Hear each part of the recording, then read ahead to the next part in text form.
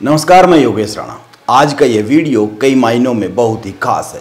नेता अपने vote bank के विस्तार के लिए नियमों के खिलाफ जाकर भी काम करते हैं, लेकिन बाद में जब वो वोट बैंक संकट में आता है तो नेता मुंह फेर कर खड़े हो जाते हैं या फिर उन नियमों का ही हवाला देते हैं जिनको दरकिनार कर नेता सरकारी जमीनों पर बस्तियों को बसाने में मदद करते हैं, सरकारी सुविधाएं अवैध तौर पर बनी बस्तियों में दिलवाते हैं ताकि वहां से वोट मिल सके। उत्तराखंड की राजधानी देहरादून में आजकल अवैध बस्तियों को हटाए जाने का अभियान चल रहा है। यह अभियान माननीय हाईकोर्ट के आदेश पर चल रहा है। देहरादून शहर के अंतर्गत 129 मलिन बस्तियां चिन्हित की गई है। इन बस्तियों में 11 मार्च 2016 के बाद बने घरों को तोड़ने की कार्रवाई शुरू हुई है। ये बस्तियां सरकारी जमीन, नदी नालों के किनारे अतिक्रमण कर बनाई गई है। इन 129 बस्तियों में 40,000 के करीब घर बताए जा रहे हैं और इन 40,000 के करीब घरों में से 11 मार्च 2016 के बाद बने घरों को तोड़ दिया जाना है। अभी 27 अवैध बस्तियों में 500 से ज़्यादा मकानों को तोड़ने के लिए चिन्हीकरण किया जा चुका है। उनको तोड़ने की कार्रवाई शुरू हो गई है। सरकारी जमीन, नदी नालों के किनारे अतिक्रमण कर घर बनाने को किसी भी सूरत में जायज़ तो नहीं ठहराया जा सकता है, इसीलिए हम भी जायज़ नहीं ठहरा रहे। लेकिन सवाल यह तो उठता ही है कि इन लोगों को अवैध तरीके से बसाया कैसे गया, ये बस कैसे गए, इस तरफ से मुंह मोड़कर आंखें बंद कर किसने रखी है, क्योंकि यह कोई छोटी मोटी संख्या नहीं है। लाखों की तादाद में लोग हैं और हजारों की तादाद में जो लोग हैं उनके घरों को तोड़ने के लिए चिन्हित किया जा चुका है। इन लोगों को राशन कार्ड, वोटर कार्ड, बिजली पानी के कनेक्शन किन लोगों ने दिलवाए हैं और सरकार के विभाग इन लोगों से सुविधाएं देने के एवज में बिल वसूलता है।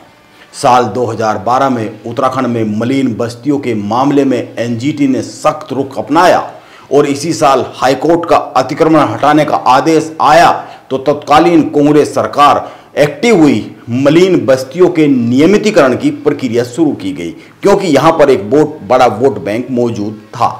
नेताओं को चिंता हो गई और चिंता यह हुई कि उनका वोट बैंक प्रभावित हो सकता है। सरकारी जमीन पर बने इन अवैध मकानों में वोट बैंक रहता है और यह साफ सी बात है, इतने बड़े पैमाने पर बस्तियों को नेताओं और अफसरों के संरक्षण के बगैर बसाया नहीं जा सकता है। उत्तराखंड के 63 नगर निकायों में 582 मलिन बस्तियां चिन्हित है और इनमें करीब 11,71,000 से अधिक लोग रहते हैं। इनमें से अधिकतर बस्तियां निकाय, राज्य या फिर केंद्र सरकार की सरकारी जमीन पर बसी हुई है या फिर रेलवे या वन विभाग की जमीन पर बनी हुई है। आप लोग सोच सकते हैं इतने बड़े पैमाने पर नेताओं और अफसरों की मिलीभगत के बगैर सरकारी जमीन पर कब्जा हो ही नहीं सकता है। यह सब वोट बैंक का चक्कर है। नेता अपने राजनीतिक कैरियर में अगर कोई काम लगातार करते हैं तो अपने इलाके में अपने वोट बैंक को बनवाने के लिए, उसके विस्तार के लिए हमेशा लगे रहते हैं, चाहे इसके लिए किसी तरह के नियम कानून को ही क्यों न ताक पर रखना पड़े। अवैध बस्तियों में अपना वोट बैंक पक्का करने के लिए सरकारी सुविधाएं दिलवाई जाती है। तमाम सरकारी विभाग इन अवैध बस्तियों में रह रहे लोगों से बिजली पानी के बिल लेते हैं। आप किसी भी नेता की रैली में जाकर सर्वे कर लीजिए, इन बस्तियों से ही अधिक संख्या में वहां लोग आए होते हैं जिनको बसों और टैक्सियों में भर कर लाया जाता है। कई बार यह भी सामने आ ही जाता है कि कई लोगों को पैसे देकर लाया जाता है। यह सारा वोट बैंक का खेल है और यह खेल उत्तराखंड में लंबे समय से चल रहा है, पूरे देश में ही चल रहा है। इसीलिए कुछ सवाल बनते हैं, कुछ सवाल उठते हैं और इन सवालों को उठने से रोका तो नहीं जा सकता है। आपको कुछ तारीख और कुछ साल याद करने चाहिए। 2012 में उत्तराखंड में मलिन बस्तियों के नियमितीकरण की प्रक्रिया शुरू की गई। उस वक्त कुछ लोगों को मालिकाना हक भी मिल गया था। साल 2016 के अक्टूबर में बस्तियों के नियमितीकरण के लिए मालिकाना नीति बनाई गई। उत्तराखंड में अवस्थित मलिन बस्तियों के सुधार, विनियमितीकरण, पुनर्वासन एवं पुनर्स्थापन एवं अतिक्रमण व निषेध अधिनियम पास किया गया, लेकिन विधानसभा चुनाव नजदीक होने के कारण नियमितीकरण का यह मुद्दा ठंडे बस्ते में चला गया। इसके बाद 2018 में हाईकोर्ट ने शहर की सभी अवैध बस्तियों को खाली करने के आदेश दिए। इसके बाद उत्तराखंड सरकार जागी। उस वक्त बीजेपी की सरकार थी। 21 अक्टूबर 2018 को तत्कालीन सरकार ने उत्तराखंड की बस्तियों को बचाने के लिए 3 साल का अध्यादेश विधानसभा में पास कर दिया। हालांकि 2016 में चिन्हित की गई बस्तियों और भवनों को ही सरकारी रिकॉर्ड के हिसाब से वैध माना गया और उसके बाद के निर्माण को अवैध घोषित कर दिया गया। लेकिन अवैध निर्माण पर कार्रवाई नहीं हुई। राजनीतिक दल वोट बैंक के लिए अवैध बस्तियों को खाली नहीं होने देते। यह बात बार बार साबित होती रहती है। 2018 में जो अध्यादेश लाया गया वो अब 21 अक्टूबर 2024 को खत्म हो रहा है। उत्तराखंड सरकार के मौजूदा शहरी विकास मंत्री प्रेमचंद अग्रवाल का कहना है कि सरकार मलिन बस्तियों में रहने वाले लोगों के हितों को संरक्षित करते हुए अध्यादेश लाई थी। अब जब अध्यादेश की अवधि खत्म हो रही है उससे पहले सरकार कुछ ना कुछ इस पर ठोस रणनीति बनाएगी। जिस अध्यादेश की बात प्रेमचंद अग्रवाल कर रहे हैं वो 21 अक्टूबर 2024 को खत्म हो रहा है। पहली तो बात, सरकार अपने दस्तावेजों में खुद स्वीकार करती है कि मलिन बस्तियां देहरादून में बहुत सारी है और इनमें लाखों की तादाद में लोग रहते हैं।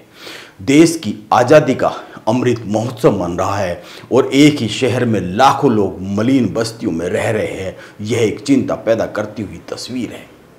पिछले करीब 8 साल से इन बस्तियों को लेकर बातें तो बहुत सारी होती है, लेकिन ठोस समाधान, ठोस कदम कुछ उठते हुए दिखते नहीं है। मैं फिर कहता हूं कि अवैध कब्जा करके घर बनाने वालों पर दया नहीं की जा सकती। वे दया के पात्र नहीं हो सकते हैं, लेकिन सरकारी जमीन पर घर बनाना, बिजली विभाग वहां पर बिजली के कनेक्शन देता है, पेयजल विभाग पानी का कनेक्शन देता है और नगर निगम टैक्स लेता है। इसीलिए सवाल यह उठता है कि जब सरकारी विभाग सुविधाएं दे रहे हैं और इसके बदले में राजस्व ले रहे हैं तो फिर बड़ा गुनहगार कौन है?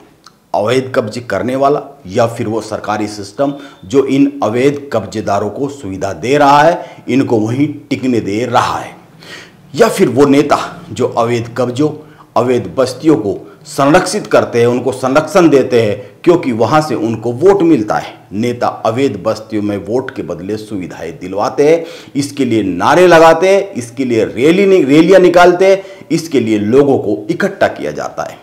क्या यह गुनाह नहीं है? यह सवाल तो उठता ही है।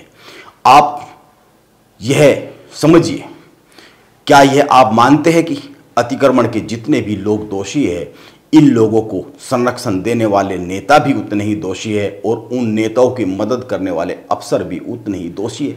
ये ऐसे सवाल है जिन पर बात तो होती रहती है, लेकिन इनका समाधान सामने आता हुआ नहीं दिखता है। क्या यह एक बहुत ही चिंताजनक तस्वीर नहीं है? नमस्कार, मैं योगेश राणा।